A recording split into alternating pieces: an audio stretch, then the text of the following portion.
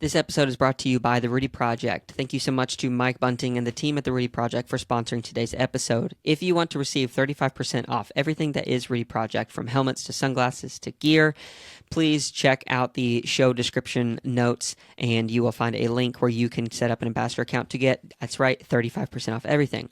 Also, we have a newsletter that is on the website, stupidquestions.show. If you sign up for that newsletter and give us a follow on Instagram, it's just our Stupid Questions podcast. Anyway, I'll link it in the notes. If you follow us and sign up for the newsletter, you will be entered for a drawing that we will be doing for some Rudy Project gear. There are shirts, there are hats, there is water bottles, there are sunglasses, a number of different things. So if you want to be entered into that drawing, again, please go follow us on Instagram and sign up for the newsletter at stupidquestions.show. That is the website.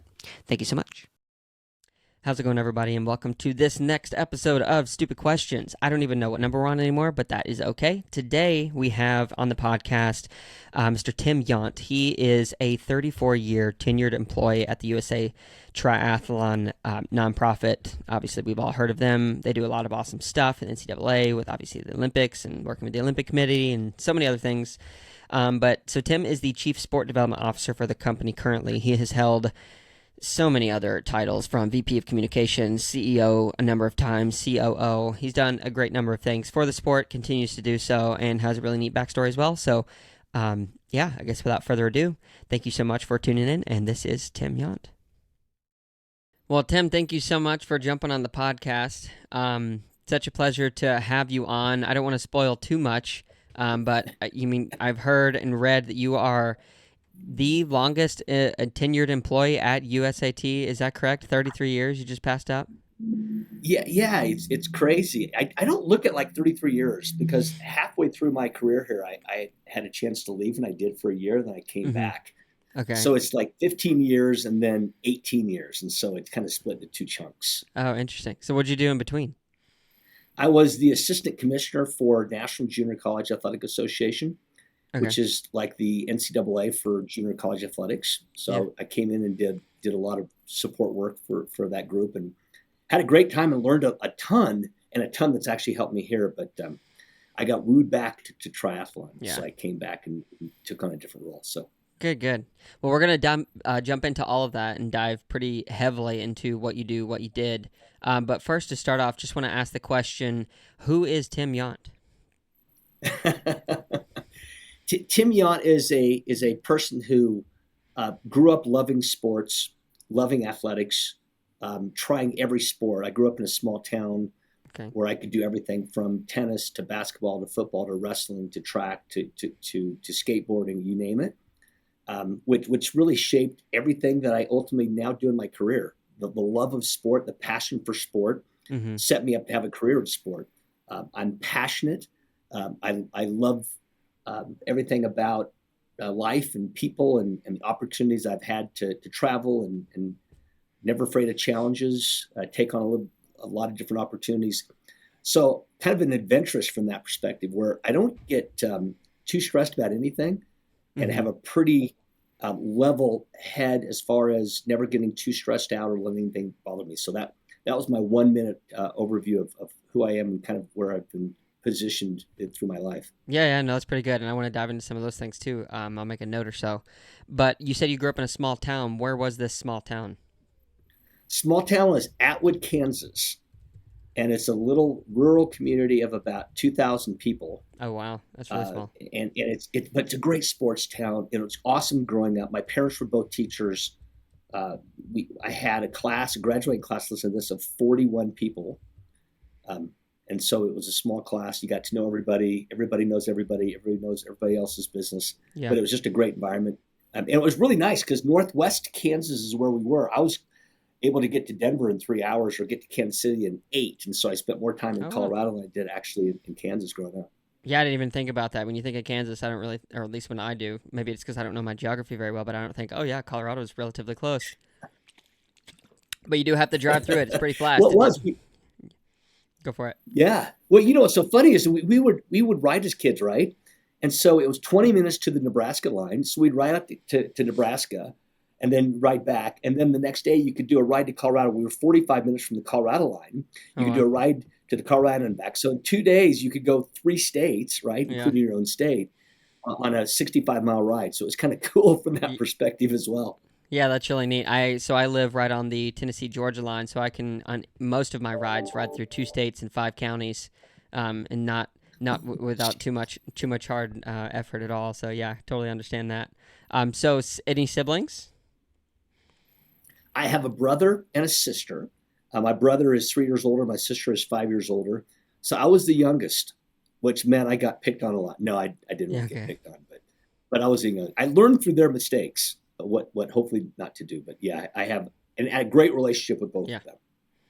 Yeah, it's interesting. So I am the oldest of three, but I have lots of friends who are the youngest, and it does seem that they do learn from the mistakes. And yeah, my youngest sister, I'd say she's definitely bypassed some craziness. But I'm curious. You said earlier that you don't get stressed very easily. Is that also I don't know, because of you were a younger sibling? You think is that part of the equation there? You know what? I think the way I was raised was to probably protected by my sister and protected by my brother. Mm-hmm. So they kind of absorbed those things that maybe were a little bit more stressful to our family, and so maybe everything didn't make it down to me, but in when it if it did, it was all like, we're going to be good. This is a good situation. This type of trial and tribulation is going to make us Mm. stronger, and so on and so forth. I think that's what it was a little bit. I've kind of just carried that mantra. Yeah. People are like, man, you stand in front of groups that are 1,000 people in size, and you don't look nervous, or you don't sound nervous. I said, I don't get really nervous. I love that opportunity. I love that exposure. The Mm-hmm. only time I probably get really, really nervous, is when I'm pressed for something I'm not prepared, Mm. right? Where someone says, hey, Tim, can you give me 15 minutes of a presentation on this topic? And it might be a topic that I'm not completely versed in, and I'm kind of getting pulled in different directions, and I Yeah. haven't prepared. Lack of preparation for me is my stress point. If there Yeah. is a place where I get a little aggravated and ouchy, it's around that, and it's self-induced. So Yeah. I just have to learn how to overcome it. For sure. So, what is your most favorite thing to talk about then? I I love, and this is going to be part of what I maybe do in retirement. I love getting in front of people and talking about breaking down walls, Mm. how we can overcome the doubts in our mind. Why is it that we can do certain things around certain aspects of our lives and we can't in other parts of our lives? Being more consistent in what you can do. Mm. I love being able to try and motivate people to do those things that they otherwise have doubted. So that's my favorite speaking point. I also love talking about NCAA triathlon. I love talking about high school triathlon. I love talking about triathlon in general. Yeah. Put me in the front of a room and people would say, hey, what can you tell us about triathlon? I can talk for hours on end Sure. because it's such a part of my life. And it's Yeah. part of what I believe in. And I Sure. think it is life changing. It's life altering. And Oh, when for we have that sure. ability to do that through a sport and through conversation, it's really easy to talk about, right? Yeah. So, what was your first interaction with triathlon then?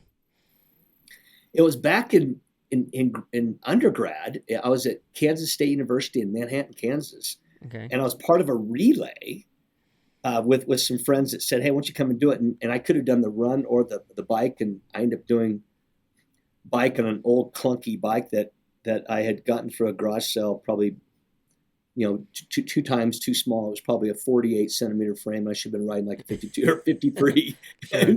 But you know what? That was my first exposure. I ended up volunteering for other events in the area. And so it was back in 1985, if you Oh, can yeah. believe that. Yeah. It's the birth years.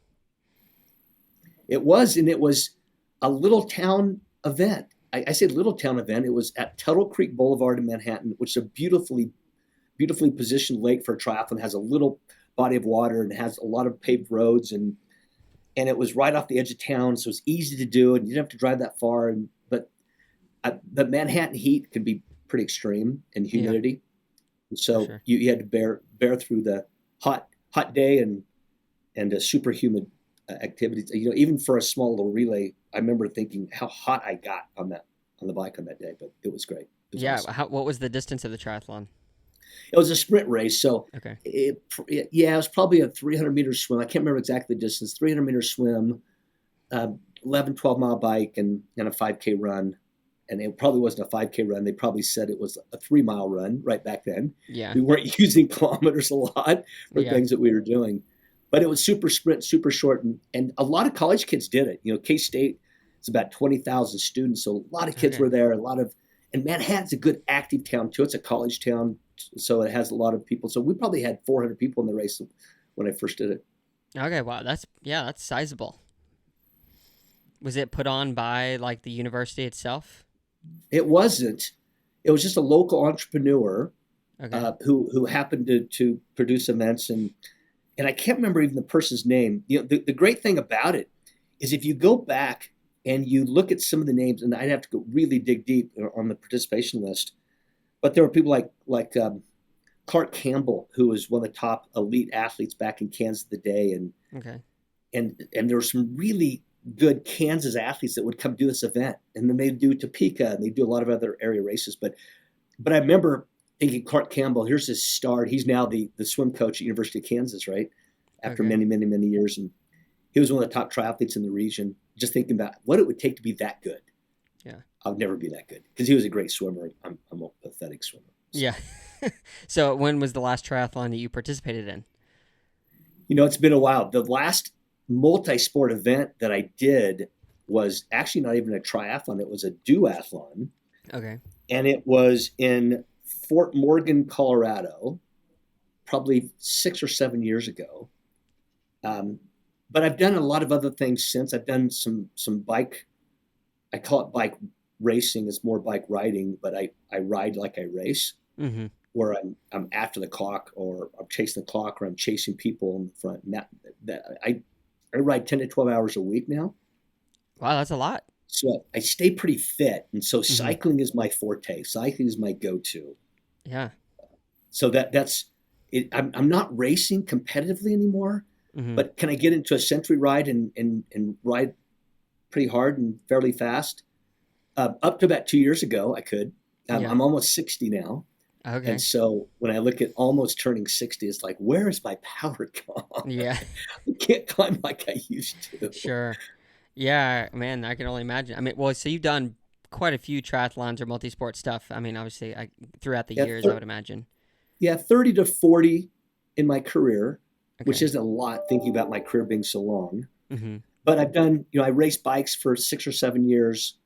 Um, I've done, road racing, running events, Sure. going back to, when I was in second grade. I did my first running event. My mom and dad took me Wow. to a little town about an hour away. And this is kind of a funny, and I'll make this quick. Oh, you're I'd fine. never Take your had time. coffee as a second grader, right? Oh my. And my dad said, "Hey, for the caffeine effect, why don't you drink some coffee?" And so I had this cooler. I remember this cooler kind of looked like this. Oh my And I goodness. filled up with coffee, and I first took the first sip of it, like, oh, yuck, that was not Yeah. good. And so I haven't had coffee since that day. Are you serious? I'm serious. You haven't But even like went to try it. I haven't put coffee to my lips since second grade. Is that crazy? That is crazy, especially in the world of endurance sport. I mean, I don't drink a ton of coffee, but to hear that you've never since second grade, was it just like such a visceral reaction? I mean, do you go to Starbucks or any of these places and smell it and like, man, that smells good at least, or is it like no? I don't. I go to Starbucks for the coffee bread or the muffin or something Sure. like that.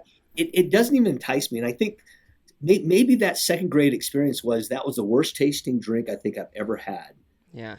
And as long as I don't ever need it for in college for studying, or I use it for its effects on athletics, which people talk about caffeine and Sure. how it can rejuvenate you and drive you. And I don't, I mean, if I'm going to get caffeine, I'm probably going to get it from a quick shot of Coca-Cola or Dr. Pepper or Mountain Sure. Dew or something like that. But Yeah. I don't even drink sodas that much. So Yeah. No, that's super interesting. So then how did you, or I guess I should ask this, what did you study in college at Kansas? my undergrad was in business administration. Okay. So this is kind of funny. My my dad, being a teacher, had done some research with me about Kansas State, which is where I ultimately went to go. And I started off in an area of grain science Okay. because they were talking about millers, a lot of these milling companies making a lot of money. So in a career choice at that point in time in my life as a high school senior, I'm like, I'll go into milling science. I went to K-State. I was in chemistry 1 in my freshman year, my first semester. Mm-hmm. I'd never had a C in my life, and I got a C in this class. I'm like, nah, no more. I'm not going into milling science because it's a ton of science. Yeah. And I proved to myself maybe I wasn't great in science. And so I shifted to business administration, got a minor in finance. Okay. So I had the ability to just love the college experience because I loved business classes. I loved learning about business. And then I went to grad school and I was able to get my grad program work done in sport administration Okay. after having been in the work world, right? In the workspace. I was 9, 10 months out. I said, I'm not liking the business of business. I want to be in sports. And so what do I need to do? So I applied for grad school, got into grad school, ended up going 2 years, getting a degree. And so it actually worked out really, really well for me to be able to do that and get the degree in something that I was really excited about. Yeah, that's super interesting. So then you said you were doing a little bit of work in between you when you went back to grad school. What work was that? Was it just like a local business you decided to work with, or? Yeah, my brother was working on his doctorate in optometry. And so Okay. I had the ability to go out and spend some time with him. We have a great relationship. We kind of touched on it earlier. My relationship with my siblings is really good. Yeah. And so I went to Portland, Oregon, Forest Grove, actually, which is on the western edge of Portland, Okay. and just worked some odd jobs. I worked in a bakery. I spent some time doing some consulting work, and it just wasn't resonating with me. Sure. It wasn't like getting me excited to wake up every day, which is what I want. Yeah. And by moving into sport, and I tell this a lot, Seth, I've been in sports for 34 years, and I don't feel like I've worked a day in my life. And I know that's really trite to say that, but I don't. Mm-hmm. I love what I do every day. Yeah, that's a beautiful thing. If you It had to is tell amazing. somebody how do you find that, what would you say to them? How do you find that? Number one, don't worry about not knowing what you ultimately want to do in high school, Mm-hmm. but figure out the few things you believe could carry you and sustain you for a lifetime. An area of work. If you want to be a doctor, pursue being a doctor. If you want to be in sports, pursue being in sports. And think about all the things you need to do to accomplish your ultimate goals, who you Mm. need to network with, the kind of business, what area of sport do you want to be in? You want to Yeah. be in college, you want to be in professional, you want to be in the Olympic sport. There's a lot of areas of sport you can be in. Have a general idea. You can go between them, but have a general idea of the area of sport you want to put as your priority and figure out who's successful in those areas of business, right? Who are the people that are out there doing the Mm-hmm. things that you ultimately want to do? And learning about them and learning about the job, and learning about the industry and all those things. I'm one that will pursue passion projects like that because that's what ultimately leads to happiness, right? So Yeah. that's kind of what I did as I went through this process. Yeah. Yeah, for sure. Got to do what you like. If you, and even if it doesn't make money, I feel like, at least in my experience, if it's not making money in the beginning, and if you do truly spend some time and focus on it, like the money making aspect will usually show its face before too long. Yeah. My first salary, I was signed on. It's kind of interesting. I came on as an intern within the Olympic Committee. I was able to apply for a job where the CEO said, write your job description, and if we like it, we're going to hire you. Oh wow. Isn't that crazy? Do you And I have was that paid description? $14,000. $14,000 for my first full-time job. And I took it. I said, this is great money. I'm going there. So this was back. How old were you at this point? You were like 27, 26? 1989, I was 25 years old. Okay. And it was for 14 grand. I was saving money Yeah. every month on a 14K salary, which is why sometimes I hear about people making a lot of money and they're in debt. I'm like, how does that happen? Yeah. That you're in debt? I was able to make my car payments, my student loans, my apartment complex, paying for that. I was able to have a social life, and I still saved money. So there is something to be said about being frugal, and I'm very frugal. So Oh, for sure. Actually just did a little calculation. So in 1989, $14,000 today, adjusted for inflation, would be worth about $34,600. So it's not terrible. I mean, you can, especially as a bachelor, you can figure out how to survive almost anything, really. But that's pretty meager or humble to start out for sure. but I was happy. If Oh they'd yeah, offered that and I've been like really disappointed, I would have never gone that direction with a sporting career yeah. So what where was I your could say description? my description was, when I was an intern, I was able to find a couple of gaps in the business, and that's Hmm. really what the CEO at that time, Mark Sisson, was looking for. He said, it was championship, overseeing our regional championship program and our national championship program, and really building it out so that it had the ability to resonate with people, so that it Sure. it met some needs that we had. And then I also built in Team USA, which was Gary Scott, who's still working with me. He and I started Team USA, which is our age group world championship team Okay. that we have now going around the globe on different activities. He and I built that program out. So it was an extension of that. So the national championships and regional championships would qualify athletes for Team USA, which is how I kind of build it all as one rather than as separate pods working independently. I made them Sure. work jointly. And that was the key thing I think he was looking for, is how you could piece this together so it actually benefited USA Triathlon, which was tri-fed back in those days, and ultimately created a demand for people to join our sport and do what they want to do. Yeah. So I'm curious. I was also reading that you have served in, I could name them all, but VP of Sport Development, Marketing Communication, the CEO two different times, helped with over 50 I2 championships, served as the CEO for a time, editor of the USAT membership publication. So, in this kind of graduation each year that you've moved throughout this company, just walk us through a little bit of like how you moved from intern to like what your next job was, and just what some of the stories you've seen along the way.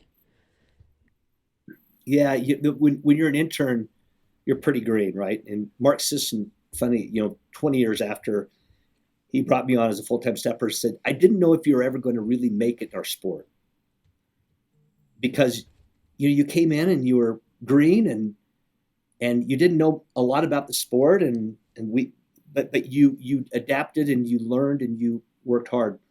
That when I talk about my movement through USA Triathlon or Mm-hmm. sport, it really came down to the break in the road, right? Where I was start off as a championship coordinator with a lot of opportunities to do a lot of different things. And then a new CEO came in and said, hey, I'd love for you to take on a lot of things that I'm not going to be able to do. So they brought me in or shifted me to a project coordinator, right? So all the projects that weren't being done for the organization need to be done is now what I was able to do alongside the championship, alongside the Team USA program and other things. Mm-hmm. So I did that for 14 years. And so I was a right hand to the CEO at that time, Steve Locke, who gave me so many opportunities to do so many things. And that's really when I learned the business. Because when you're working with a CEO who was very forthgiving of his time to Mm-hmm. train me, to work with me, to do things that I need to do to help my career, Steve Locke was there, and he really made it work for me. Sure. And then Steve walked into my office one day and said, Tim, I'm leaving the organization today. And that's when my shift to, oh no, now what happens? He said, I've already Yeah. talked to the board. You're going to be our interim CEO. So Wow. that's when I learned what it's like to be at the top of the organization and having to lead an entire country sport. The downside of that is that the reason why he was leaving was because our board had fractioned, Mm. and we had half the board that was over here on an election that went awry, that didn't go the way it should have gone, Yeah. and the other side was over here. And each side thought I was colluding with the other side. Oh my. And so what happened was I was getting pulled different directions. The other thing that was happening, I was still doing all the other jobs I was supposed to do and lead the organization at the same time. Mm. I was working 90, and I say 90 hours a week. I'm not overstating that. Yeah. I was at the office at 6:30 in the morning. I was going home at 11 o'clock at night. Oh my And I goodness. said, I can't sustain this. I got to step away. So I stepped away, and that's when I went to the National Junior College Athletic Association. But then I came back, and the CEO, Skip Gilbert, said, I want you to start a marketing and communications division. We don't have one that's functional, operational right now. I want you to start it. For 6 years, I did that. What So year was this, by the way? that would have been 2006. Okay, so like the information age is really coming into importance at that point. So when I talk about the movements through my career, the fork in the road is what led to these different opportunities.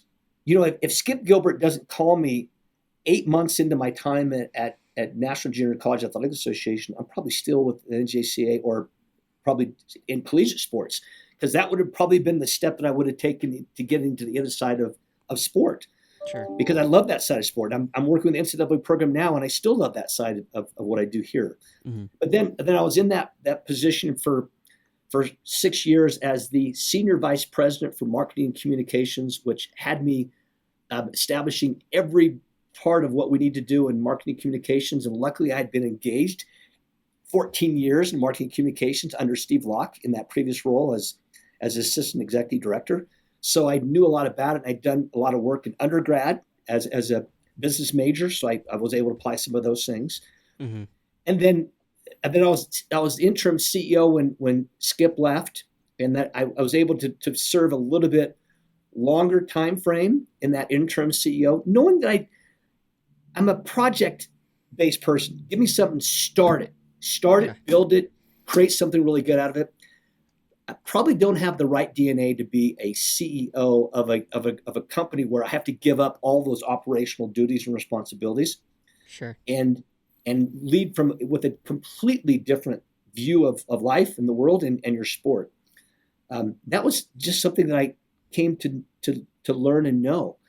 And then I was able to shift into sport development, where it was a little bit more of a push into, again, where are the gaps within the organization? Fill the gaps. Tim, start and create. So our current CEO, Vic Brumfield, who you know, said, I want you to start the high school program. I want you to recreate it. I want you to build it and do something really good with it. And I want you to revamp our collegiate club program. I want you to continue to build out NCAA. I want to continue to build out Team USA and do all these things that you're doing. Again, another fork in the road, another opportunity to do some really cool things for the organization, for the sport. So that's the long version of kind of how I've been able to step through these various levels of my life. Yeah, good for you, and thank you so much for sharing. So, like on a day-to-day basis, then what does what you're doing now, Chief Sport Development Officer, actually do? And you mentioned a little bit of the high school and those programs, but what are you working on like day-to-day these days? Day to day, there are really four focuses I have every day, and I touch on every one of these every day, which is also why working at USA Triathlon is great, because I'm not like just stuck doing one thing every day. Yeah. But you can see the board behind me. I was getting ready to ask about it. Yeah. There's a funny story, and I'll kind of pivot to that really quick, and I'll come back. Sure. Vic had come to me saying, I want you to start a high school program from scratch. I want you to do some really cool things with it. So I went on a bike ride. I do my best thinking on bike rides. So I went on an hour bike ride, came back, and I just did a data dump. Everything I was thinking of during my ride, I wrote on the board, and it's still there. And I'm not going to erase it, because it shows what can happen when you let the mind kind of freely expand and just look at every direction you could possibly go with the program. Now, obviously, we've tightened this thing up since then. Sure. So every day I get to work through the high school program with our very small team. Different things that we're building out, talent scouts that we're adding in every state and things like that. I get to work with our collegiate club program, how we're adding new collegiate clubs by leveraging opportunities for men and women to get engaged at the collegiate level. I get to continue to work on the NCAA side of our business so that we're emerging sport now. We're going to be a championship sport soon. To get it to that next level of championship sport, which should happen in the next 2.5 years. Mm-hmm. And then our Team USA, which is our age group world championship team, I get to work on that every day. So, for instance, this morning I got up at 6. Okay. Usually it's between 5:45 and 6. And I am immediately setting up my day with all of my things I want to try to get done. And it engages each of these areas of our business. I spent an hour going through budget for next year. I spent a half hour going through some of the things we're going to have our interns do this week. I had some NCAA discussions with the team, and it's only 11:35 in the morning, and we've already spent a lot of time doing a lot of cool things within the areas of the business that I'm now overseeing. Yeah, that's super interesting. And can you share a few of the things that are on that board behind you? for what you were thinking on that bike ride that day? I'm sorry, I just lost you, Seth. What'd you say? Oh, can you hear me now? I can hear you now. Okay. I was going to ask, can you share a few things that were on that board behind you that you just kind of brain dumped? Because I'm super curious to know like what things made it and what things didn't. The Yeah, matter of fact, I can't.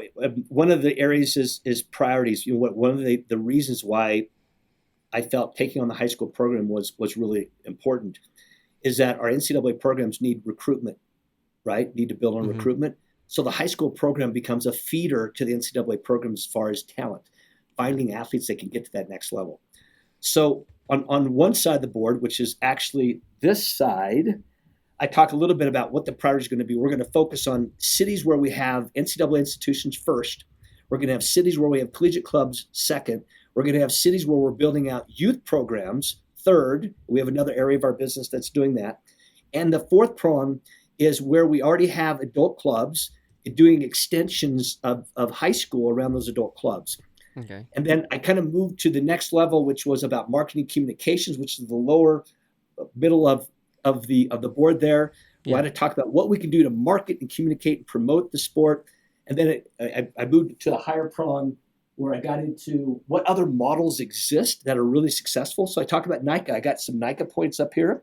Wait, what I are talked NICA? about how we need to go to Europe and find out all the European models and what exists over there. So I talked a little bit about that on the board Okay. and who's some of those top groups. So each of them is segmented, but it each had an important part in the 4 months that we spent building this out without announcing it. We said we're going to build it for 4 months. This was the stuff that we had to build out.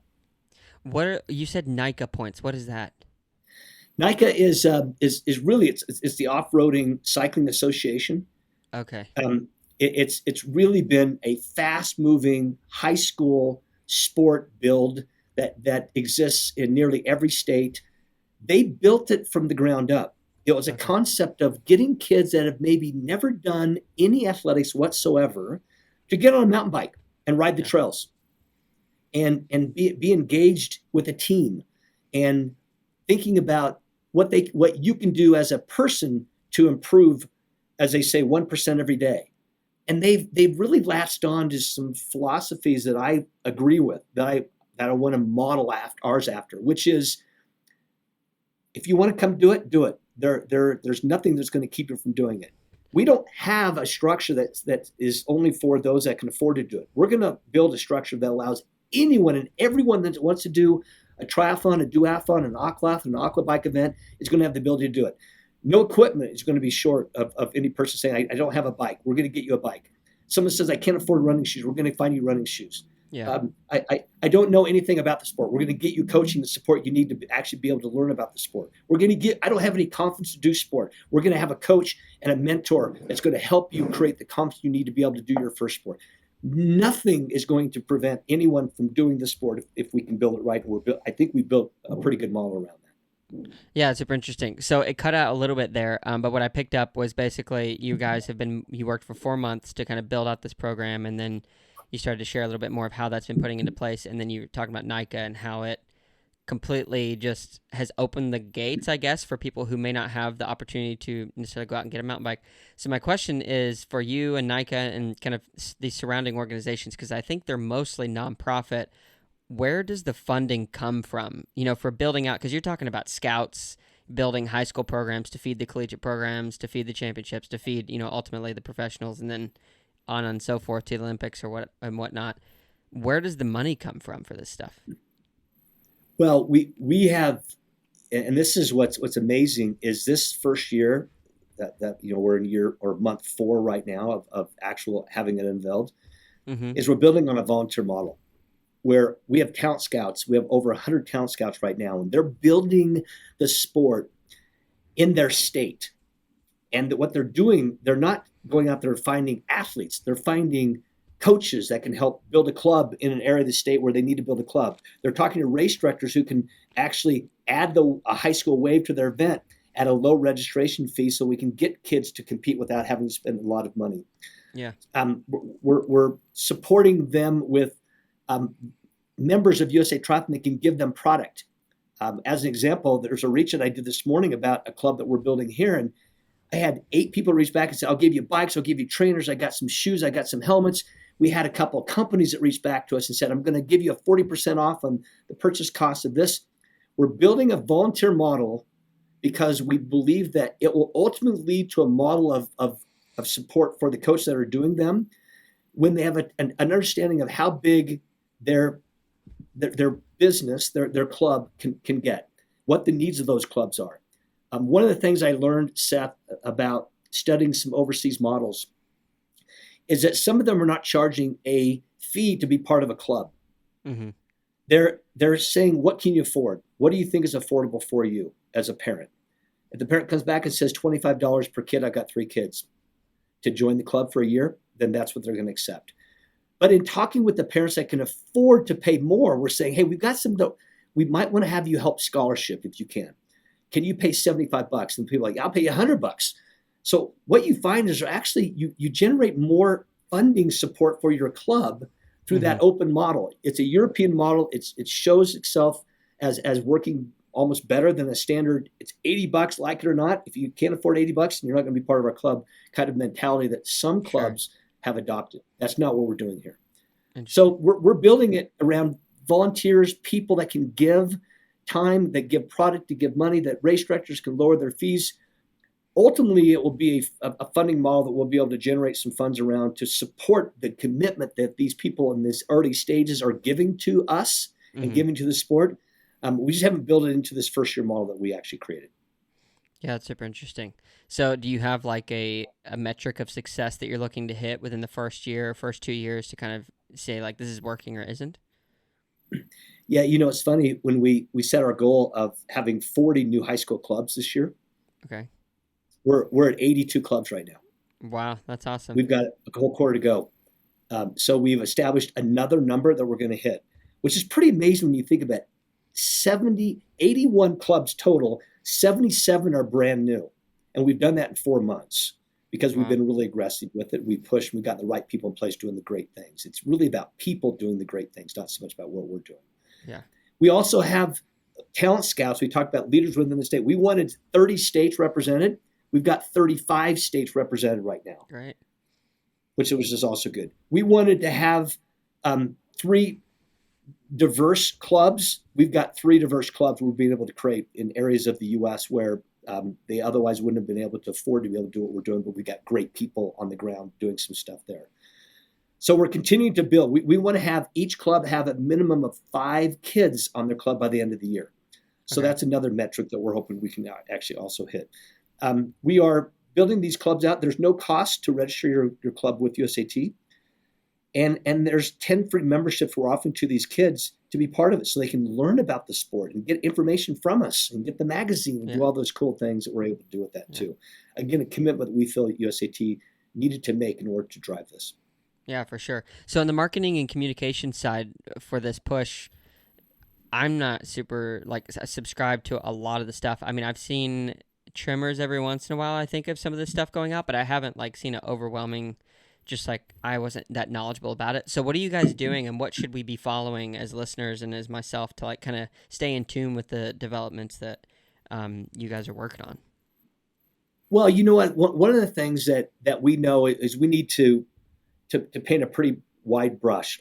We need to reach not just those in our sport, right, through Instagram, through Facebook, through our web page, but we need to have more of a peer-to-peer relationship. So guess what we did? We brought on 8 interns, and we have these 8 interns that are working with us at the high school level, the collegiate club level, and the NCAA level. They're really good at social media. Yeah. Really good. And so we're leaning on them and their expertise to drive social media on the education side of what we're doing around the high school build, around the collegiate club build, around the NCAA build, which is really important.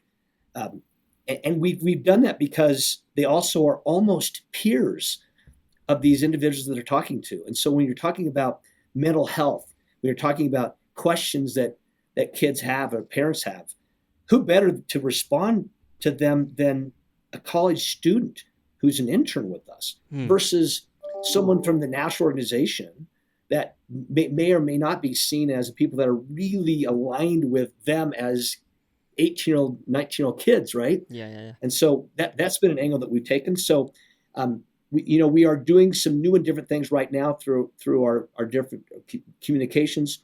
I think the biggest thing that we're doing is having the kids that are engaged with us do the talking for us. Yeah. So of those 81 clubs, having them leverage social media to talk about their experience. What are they doing? What are they seeing? How are they enjoying this new option that they have? Maybe it's a new sporting career for them. Maybe they don't want to do anything else but triathlon. And talk about the whys around that and the hows and how they built it and what they're doing. The club lead's doing the same thing. Here's how we built our club, and here's what we built it on, the foundation under which it's been formed, and sharing those stories. So a lot of it is just grassroots, drive hard, social media, leveraging what people already have as social media, whether it be Instagram, whether it be YouTube video cuts, you name it. We're trying to build that out right now. Yeah, good deal. So I want to switch gears a little bit to get your thoughts as like an individual, and then also as like a part of the organization of USAT. So as you know, I've only been a part of the sport now for like 3 years, so my knowledge level compared to you is quite limited. So this might be where we get to some of the stupid questions of the podcast. But it seems like the triathlon is in a very transformative, interesting moment where you have World Triathlon working with PTO saying like this is going to be the new World Championship, and then you have the other organizations, you have Super League, you have Ironman obviously, and there's like this top level of like we're all doing the same thing, but then there's kind of this undertone of competition and who's leading what and how's this all going to work out. So I'm curious what you just like your overall starting general opinion are of like these different organizations, and maybe even a question like why wasn't USAT the company to create the PTO or things like that? Is it because you do focus a lot more on the initial development of athletes younger age? There's a lot there, but I would love to hear just your thoughts and opinions on all that. Yeah, it's when we look at our bandwidth as an organization, we have it's a reasonably large staff. We have 60 plus staff. We have about 50 projects that we focus on. But there's also, as a nonprofit, a 501c3, we have limited budgets, and we have to remain very true to the core of what we're about. What is our sweet spot? Where do we need to exist as an organization? And one of the things that we do is we produce our own events, but they're very limited. We have our age national championship, and we have our multi-sport national championship, and then we have others that we work with, others that we farm out to race directors do certain things. When we learned of the PTO's interest in making some things happen, it was actually a celebration. It wasn't like, wow, they're in competition with us, because they're actually not at all. They're doing what we're doing, but they're doing it through their events, right? They're doing it through the communication and their marketing. That expands the pie, right? When you expand the pie globally, ultimately it comes back to help you as a governing body, as a body that's supporting the sport, to grow also. When you look at Super League, and PTO has amazing leadership, and we work with them extensively. When you have Super League, incredible leadership, and we work with them extensively. It's a completely different style of racing, and it's a style of racing that we may adopt in due time with NCAA. So maybe they've taught us some things about how they're doing what they're doing and the successes that they're doing, and they're going to actually work through the things that become problematic for them, so that people that try to emulate and simulate what they do with smaller local events can do it with much greater success and ability to make some money, because Super League's been able to do it and prove the model can work. When you look at Ironman, long-standing, great brand, one of the biggest brands we will ever have in the sport, a bigger brand than what USA Triathlon always has, been touting as an important brand for the sport, but yet Ironman's a brand that everybody knows. They do incredible work. And so when you look at these entities, Seth, we all exist in this universe of supporting sport. And even though the missions and the vision is different, the ability for us to ultimately end up in the same place is true, where we grow the pie.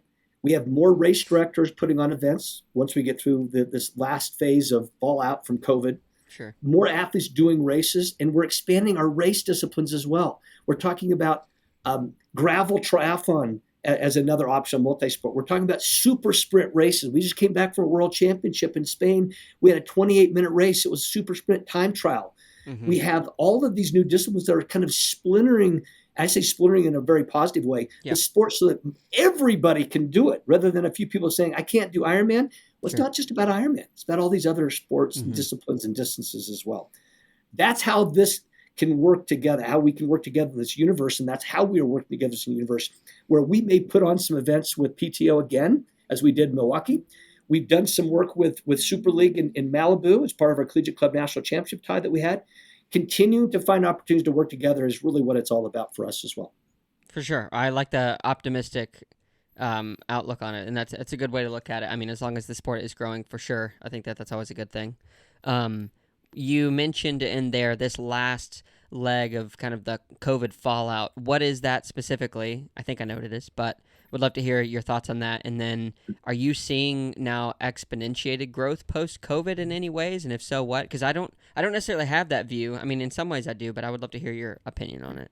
Yeah, you know, it's interesting how the sport came to a really a stop during COVID. I remember when we first started talking about it, and what ultimately happened was that race directors stopped hosting events, athletes stopped racing. We turned very creative. We turned to the model of indoor tries, you know, into doing standalone swim, bike, and run events in your own areas. You know, pools weren't open, so you had to do it in lakes, and we had to be really creative, and we got really agile, and we had to really focus and move through that whole phase of our existence. Probably the single toughest time ever in the history of USA Triathlon and in my career. I remember we allowed for people to take furloughs, and we lost 18 staff, not because we laid them off, but they accepted the furlough that they took. So I lost some friends of mine through it that I worked with, that I worked closely with. Yeah, daily. So now let's fast forward. Are we coming out of COVID? We are, and what we're starting to do now is compare what our numbers were with 2019, and we're really, really close. Okay. Pre-COVID phases, which means we're in a really good place, right? Participation is growing again. Number of events are starting to come back, and people are a lot more creative. And like you said, Seth, being positive, there are some really, really good things that COVID taught us that we've been able to apply. A lot of stuff is virtual, right? It used to be that we would force you to come to a race briefing at the venue. Now we can do race briefings that are 1 week out virtually. You can watch before you even show up for the event. You know exactly everything you need to do, right? There are some things that we will continue to take about registration processes and how we've been able to learn from that. We've probably taken 4 or 5 things that we shifted to, that race directors and others shifted to during COVID, that we like, that we've seen work, and that athletes are starting to embrace. The one thing I don't like from post-COVID is that when it started opening up just a little bit, the registration window, which used to be 90 days out, is where you got your bulk of your registrations, turned to 30 days or inside 30 days. So when you're a race director trying to plan for how many shirts you need to close on, or do you need to get extra shirts, all these things that are variable in nature, you can't predict. And we were looking at some race directors a year ago saying, I've got to cancel my race because I don't have the numbers. But they canceled 30 days out, knowing that 40% of the registrations were probably going to come inside of 30 days. That's the part that I think people have become comfortable doing. Late registration, coming in. They don't care if they have to pay $20 more per registration. They're doing it because they don't want to have the things happen where races were canceling on them during COVID, and they don't want to see that happen now. If we can get out of that cycle, I think it helps all of us. I'm just not sure we're going to be able to do that. Yeah, it'd be interesting to see what happens for sure. So what are you most excited about for like the next plan? I mean, I don't know how big your 3-year, 5-year, 1-year plan like that you're looking out on, but what is the thing that you are like absolutely most excited about right now? Well, when we look at what the sport is going to do as a whole, I'll kind of break this into these two parts. The sport is going to bounce back and be bigger than it ever has been before. And that's going to happen the next year and a half or 2 years. I really believe that. Call me naive, 34 years in the business. You can still call me naive, Sure. but I think that's going to happen because I think we know we have to come together as a community of triathlon in order for this to work. We've got to have better, stronger relationship with our race directors. We've got a better, stronger relationship with partners, endemic and non-endemic, that can come in and support the costs that we have, the needs that we have, and things they can do to contribute to the sport's longevity and success. We're going to be able to bring in more coaches, to have more coaches certified, more excited about the number of athletes they can support, the teams and the clubs they can build, and so on and so forth. So I think that's all positive. I think we're going to get there as an organization, as a group. I also believe within the area of my scope, the high school program, 2 or 3 years from now, I hope we're looking at 200, 300, 400 clubs that are all enjoying the sport, not about competition, but participation, and we're changing lives with the high school program. The collegiate club program, we created a campaign called Project 190, 190 being the largest number of collegiate clubs we would have ever seen in the sport. Okay. We're going to get there in the next, hopefully, year and a half, 2 years. So that's a goal I have set up for that. And then our NCAA program, we're going through the assessment process probably starting next year. Moving from emerging sport to championship sport means that we will now have the ability for all of these massively big institutions to add our sport, knowing that they get benefits, Learfield, President Cup points, blah, blah, blah, all the other things that come with being a championship sport versus emerging sport. That will allow us to really build out the NCAA part of our business. And then on the Team USA side, which is our age group world team, is continuing to be really creative and seeing new things we can do, traveling the world and coming together and being the number one medal country in the world, regardless of where we're competing, whether it be in Europe, Australia, or in the US. So I'm excited about all this stuff because I love to see growth. I love to see success. I love to see us hit our ultimate long-term goals. I was going to ask, from 2015 to 19, are you basing it on those trajectories? And you just have that because you're working more with race directors, like you said. That was part of it. Yeah, matter of fact, I when we look back at 2015 through 2019, there was very, very incremental growth. It was actually very small. Okay. and I think what COVID did is it kind of shook us up a little bit, right? The strong will survive kind of mentality, where we had to survive, the race director had to survive, the athlete had to stay true to what they ultimately wanted to see happen within the sport itself. And I think that was really, really important. The other thing that you posed of me is when we look at the short-term goals as an organization, I see us being able to do some amazing things as a sport. We're going to come together as a community. We have to come together as a community and be stronger together than as independent entrepreneurs. Yeah, by sure. coming together, race directors will have the ability to produce the exact kind of event they want to produce with the participation that they need in order to sustain their careers as maybe standalone race directors. Coaches need to have athletes to coach, and so we'll continue to build out what we're doing there. When we start looking at partners, really engaging more types of endemic and non-endemic partners to learn about what the sport can offer to them and things that they can become more engaged with us. This is the mentality that we're taking, is looking at almost going back to the roots of our sport, right? And how these entities can become bigger and more important to the sport's growth and movement post-COVID. Yeah. And then when I look individually at what we're trying to build at the high school level, I'm really excited about where the high school program is going to be 2 or 3 years from now, because I think we're going to be 200, 300 high schools in strength. I think we're going to be in a really good place. I think our numbers are going to be really good, with a lot of events for them to do. I think our NCAA program will move from emerging sport to championship sport, which is what we've been working hard for 9 years to get to.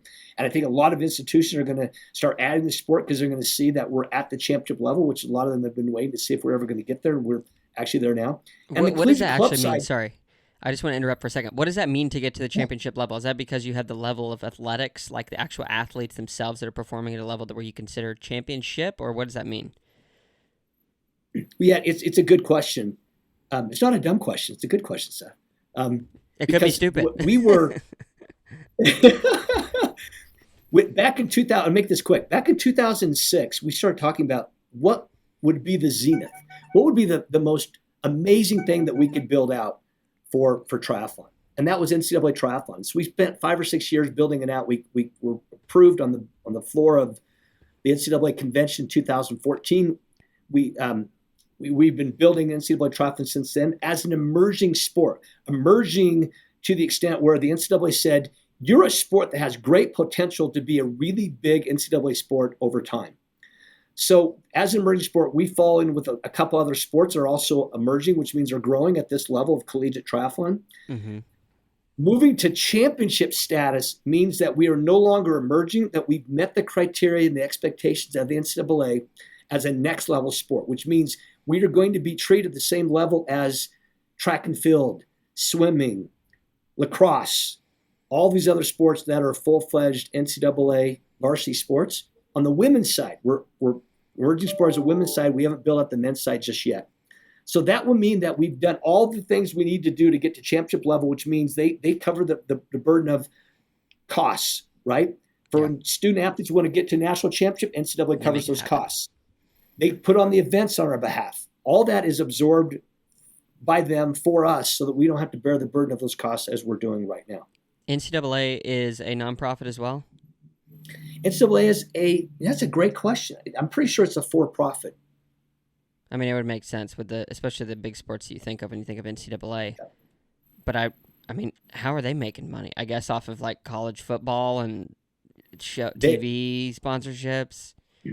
Yeah, it's massively big business for them when it comes to the NCAA basketball tournament. Yeah, March Madness. Incredible revenues they're generated through that. Probably the biggest revenue source for them. There's probably a revenue source of bowl games and football, television contracts, all the media contracts that plays a part in what they're able to do as an agency. You know, they have a new CEO, and it's going to be interesting. The NCAA program, as we see it now, will be much different in the next few years. What happens with football and basketball is going to turn the tide for sports at the collegiate level. What's it going to mean for Olympic sports? We don't know yet. And there's a lot of people that are taking care of the Olympic sports side too, so that the many of the 47, 48, 49 Olympic sports also don't go away within the NCAA structure as well. So there's some good talks about that. Yeah, for sure. Interesting stuff. Man, well, thank you so much for just sharing some of your experience, what you've been doing, what's going on, and what to expect. I can say for sure that we know you are a busy man because I hear people dinging your phone and sending you emails constantly, so we don't want to keep you too long. But yeah, just thank you. Actually, one thing I'm trying to do for the podcast now, and I keep getting listeners saying, Seth, you don't ask stupid questions, and that is the whole name of this podcast. So I would like to put something before you and ask you, what do you think of this? So Mr. Beast, don't know if you know who Mr. Beast is. But Mr. Beast. This will be a great question then. So Mr. Beast is a big YouTuber. He will be advertising his Feastables chocolate bars in a game coming up with the Charlotte Hornets on a patch on their jersey for the NBA's first tie-up with an influencer. What do you think of that? Do you understand kind of what the question was? You know what? I understand the question. What do I think of that? I'll say this, that the entrepreneurial capabilities of people to do new and different things, we don't know what's going to be successful and what is not going to be successful. What's going to be the rave, what's going to connect with various demographics of different aged individuals. If someone like him, it's a him, it's not Miss Beast. No, it's Mr. Beast. Yep. Mr. Beast can be successful doing that. If it's good for us as consumers, and it creates a different perspective as consumers, and it creates great talking points for us to read and share, then power to them. Good deal. Good answer. Was that a good answer? I mean, I think it's good enough. Yeah. I mean, so I'm adding in these like pieces of information that I'm going to ask a question on it, but I read it wrong, so it blew up the whole lead up to it. And I'm wondering if I should not even give like a cue next time and just like completely say it and then ask a question. But I think that's a great answer. I mean, for that, yeah. If we can find creative ways of advertising within, if an influencer or let's just say Stupid Questions gets big enough to where I can put the Stupid Questions logo on whoever, Ben Canute's jersey at the Olympics, or one of his big races or something. Yeah, I think it ultimately like brings more power to the sport. So I think it was a great answer for a stupid question. Hey Seth, you know what? If you were to put ask me a stupid question on Ben Canute's racing kit, it'd probably be the funniest day of his life because it would be all day long people asking him stupid questions, and he would probably just laugh most of the time that he was asked the stupid questions. Yeah, Probably for be pretty sure. funny. Do you know Ben? I do know Ben. I may, off the air, have to ask you for an introduction to see if we could make something like that happen. That'd be really You know what? interesting. Let's do it. I know Ben well enough to be able to approach him. Let's make that happen. Seriously. Awesome. Good deal. Awesome.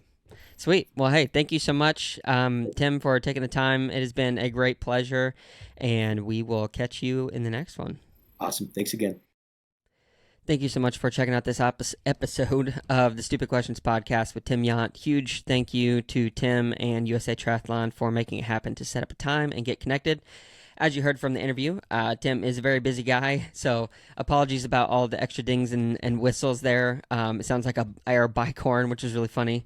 But yeah, just thank you so much for checking it out. If you made it to this point in the episode, I just want to ask, like I always do, or I've started to, please check out the review section for wherever you're listening to this podcast and give the podcast a 5-star or 3-star, whatever, how many stars you think that this podcast has earned, and leave a review. That would be super awesome to us.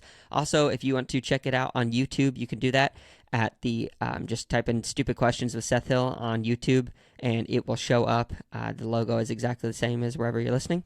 So thank you guys so much. Make sure to like, comment, subscribe if you're watching on YouTube.